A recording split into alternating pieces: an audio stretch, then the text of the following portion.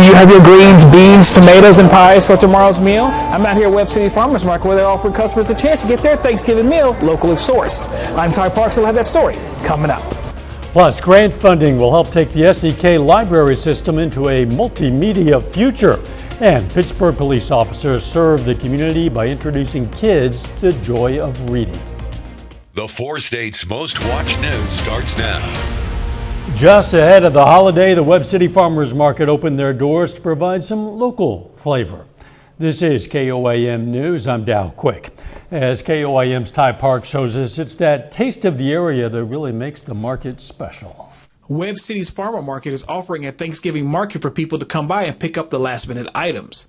You know, each year we have a bonus market just for people to get last-minute produce, fresh food for their family dinners. Vendors grow and produce food here in the local area, and people like the locally sourced veggies and meats. I much prefer the local to the big box store. In a local market, you get locally raised meats and produce that are from the local area, produced by local farmers with care, concern, and they look out for you. One customer prefers their desserts from a local baker. Only desserts like apple pie, like pecan pie, the classical traditional dessert for Thanksgiving. And for me is the blueberry cheesecake. That is delicious. For me, this is like homemade, and the more important, we help local people. This is more important for me. And the people make everything great. This food was just picked a few hours ago, and so it's very nutritionally dense, and it's supporting your local people. The money goes directly to the farmers who produce the food. In Webb City, Ty Parks, KOAM News. The Webb City Farmers Market is going to start its Christmas market the first week in December. Kind of chilly out there. Let's check in with meteorologist Austin Stance for a first look at the weather. Yeah, Dow, I just got the haircut recently, and I had to break out the beanie today because it was a little chilly out there. So coming into work, I had the hat on, I had the gloves on. It's getting cold. Right now, traffic moving smoothly. Some light traffic, range line in 7th right now. Current temperatures, though, 41 degrees. Temperature's going to continue to fall as we head into the evening tonight. So that hat of mine will be going back on as I leave this evening as well. Now, with the winds, those are right around 3 miles per hour, so things are calming down. It was a little bit windier earlier today, but things are going to remain calm as we head throughout the evening. Now, again, it's chilly out there, anywhere from about 5 to 12 degrees cooler than where we were at this point yesterday. But there is a lot to talk about in the forecast, because while our Thanksgiving Day looks absolutely fantastic, there are some potential travel impacts as you're heading back home for the holidays. I'm going to have all those details and time that out for you coming up. Fresh haircut, absolutely fantastic as well, Austin, thanks. New tech, including 3D printers, laser engraving machines, and drones, will be coming to area libraries thanks to a grant received by the Southeast Kansas Library System. Organizers say this grant presents an opportunity for patrons to learn about new tech and try things hands-on. You know, take advantage of the resources. They're here, people need them, or even if they don't need them, you have them. They're free. With a changing world of technology and the prices increasing associated with that, well, the grant will serve communities by providing new tools and resources. Pittsburgh police officers took time out of their day to hang out and read to kids. The police department and family response advocates teamed up to celebrate Kansas Reads to Preschoolers. It's an annual event since 2005 that promotes reading to all Kansas children from birth through age 5 in the month of November. The event also promotes interaction between police officers and the community. I believe that bringing officers to any child or any community event actually helps build the trust, because they see an officer not just as a person with a gun or a badge. It's actually a human meeting another human and creating connection. The kiddos were given a book to take home thanks to the Family Resource Center. This year's featured book is Little Nita's Big Idea by Anna W. Bardas. Not too soon to start planning a trip to some upcoming Christmas parades. KOAM has a list of parades all across the 4 states, a whole lot of them. The first one on our list is tomorrow evening in La Russell. Just scan this QR code, head over to our website, KOAMnewsnow.com, to see the full list. The Red Hot Gorillas look to extend their winning streak this weekend against Harding. Coming up, Sports Director Ryan Blank has a preview of PSU's next gridiron matchup. But up first, a Missouri man who survived a near-death experience meets the Good Samaritan who saved his life. A Missouri man who just narrowly survived after he was swept away by floodwaters last year recently got to meet the man he credits with saving his life. Megan Kiernan was there as they reunited. The paramedics said 30 more minutes I'd have been dead.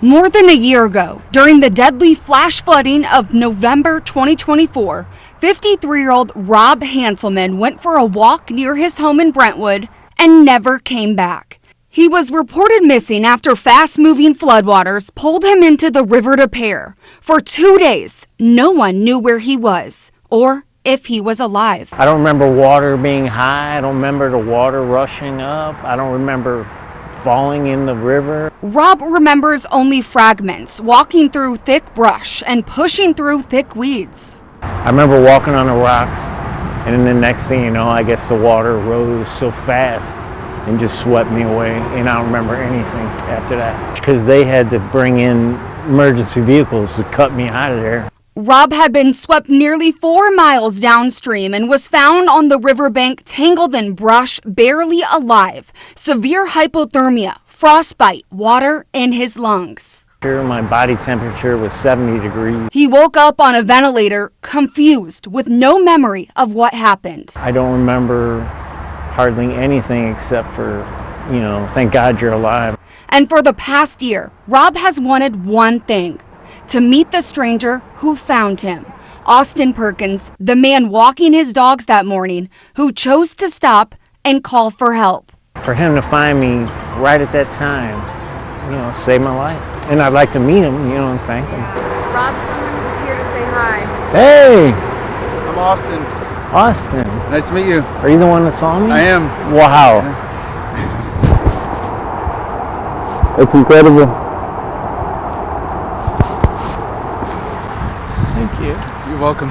I wouldn't be standing here if it wasn't for you. Sorry, I'm emotional. I'm so glad to see you here. Oh, my heart is full. I was just at the right time to find him. Rob spent 6 months in the ICU and months in rehab. I don't know how I survived it, but I'm thankful that I did, and it gives you a new lease on life. Touching story. Hanselman lost his short-term memory because of the accident, but says he finally feels like himself again. We wish him well. A little bit later, from therapy sessions to hair confessions, an Arkansas hairstylist has been a cut above the rest, you might say. Coming up, the touching farewell that's making waves. As colder air moves in, I'm tracking everything you need to know as you get ready to head out the door for the holiday. Details. Well, we did see some sunshine today, but some mid-level clouds beginning to roll in now. We do have some high pressure south of the area, but unfortunately that high pressure is kind of a weaker system, and these mid-level clouds, that air just kind of rolling over that high pressure. So that's why we're seeing this cloud development happening over the region right now. But things, for the most part, relatively dry out there. Right now we're seeing just a little bit of moisture even off to the north, not really seeing any snow showers. This is really just moisture being picked up on the radar at the moment right now.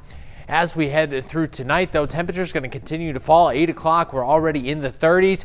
Headed overnight tonight, well, we're going to be dropping right near freezing again. So as you're waking up tomorrow morning, if you're going to be an early traveler, make sure to have that winter jacket on as you're headed out the door.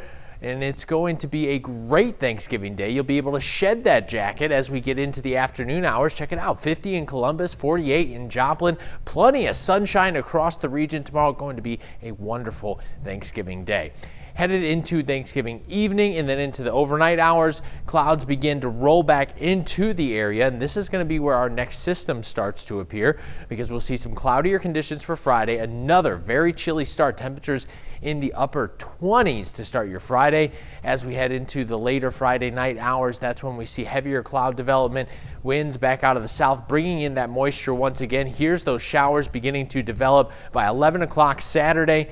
continuing, 11 o'clock Friday into Saturday overnight. Here we are, 1 a.m., Carthage, Joplin, Pittsburgh, Lamar, seeing some of these showers. Stockton, maybe a heavy shower there. So if you're traveling back Saturday morning, you could be running into some of these showers, as these will continue to be spotty throughout our Saturday. Notice 6 a.m. there, and things kind of just continue to progress throughout the afternoon, expanding across the region. So widespread rainfall expected, not much in terms of accumulation, but just some impactful rain as you're trying to travel back home from Thanksgiving Day.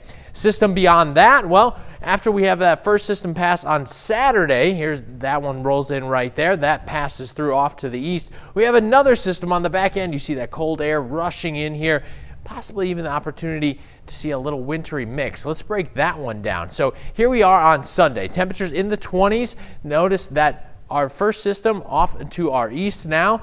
That next system begins to roll in on Sunday night. You'll notice it off to your northwest there, headed into Sunday evening.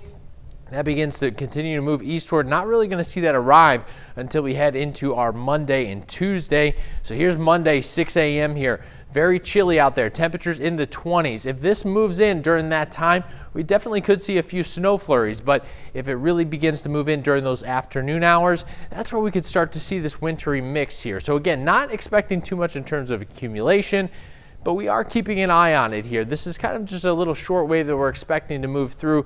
Nothing's guaranteed here, but we're definitely keeping an eye on that. Now, let's get a look at your 7 and 10 day forecast. So your first 7 days here looking good out there after we head into Sunday. It's cold, but the sunshine returns. There's that second system, Monday down we just talked about. And then the sun returns Tuesday. It's chilly, but we get back into the 50s next week on Wednesday. Yeah, but look at those overnight lows. Yeah, that's down in the 20s for some of those. I might need 2 hats. Yeah, I think so. After that haircut, for sure. Thanks, Austin. Hey, sure, sign of the holidays lights up tonight in Carthage. Take a look. This is a live look from this year's Sparkle in the Park. This is the 5th year for the event. It's brought to the city thanks to the efforts of volunteers in the Carthage Water and Electric Plant. The event was scheduled for Monday, but inclement weather pushed it back to tonight. Sparkle in the Park will run from tonight through January 1st in Carthage's Central Park. It's beautiful. Still ahead, the Chiefs take the field on Thanksgiving against the Cowboys. We're going to have this week's Minute with Mitch next. And the Pitt State Gorillas continue their quest for a national championship this weekend. We're going to preview their matchup against Hardy coming up.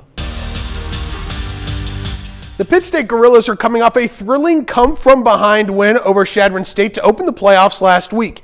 And on Saturday, the Gorillas take on Harding in a playoff rematch from a year ago.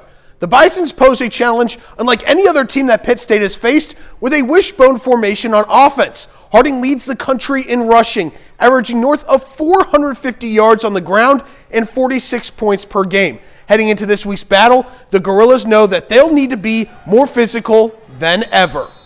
They're built to gain yards. To me, the key is you got to limit the amount of explosives that you allow them to have, and the only way you can do that is by playing physical up front. You got to be assignment sound, on the second and third levels, and then a big challenge for our guys this week is you got to make a lot of tackles out in space. I mean, they're going to get the ball out on the perimeter a little bit with some of the option stuff, and you're going to have a lot of guys in one-on-one situations. They're going to have to make some tackles for us if we want to have a chance. We have to be physical this game. This is a physical offense. We're not just going to get by doing our job. We have to dominate our job, and that's kind of been the difference between the earlier games of the season and now. Like, we've been doing our job, and now it's time to dominate.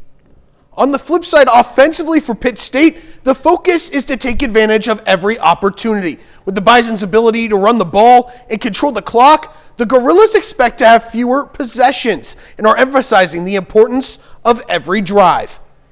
You have to take advantage of the possessions you get, right? Because this isn't going to be a game where your offense is going to have 12, 13, 14 possessions. I mean, that's kind of how Harding wins football games. They run the football to high level. They chew the clock up. They're going to limit the amount of possessions that they're going to let the other team's offense have. So when you have those possessions, you got to take care of the football. You got to generate some drives, and you got to end your drives with some points as well. You're going to have to score some points to beat this football team. So big stressor we have for our offense this week is, you got to take advantage advantage of the possessions that you do get. I've been preaching like you have to be perfect. Like, you know, it sucks that you have to be perfect, but when you're playing a defense like this, you have to be perfect. So I think I've just been preaching like to the running backs, like everything we do, like do it with everything you got, because we're limited. Like this game is limited for us. So just go out there and be great.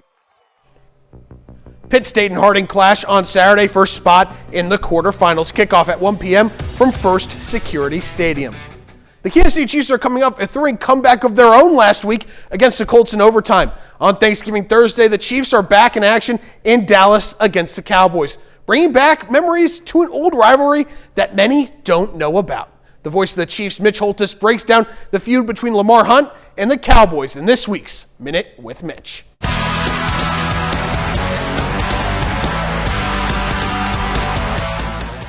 Have you ever taken books into a reseller? They take your books and appraise them. They tell you to walk around their secondhand store, and while you wait to see what they'll pay you for the books you brought in, tricky resellers, they know you'll walk around the store long enough and you'll find a book you just have to buy.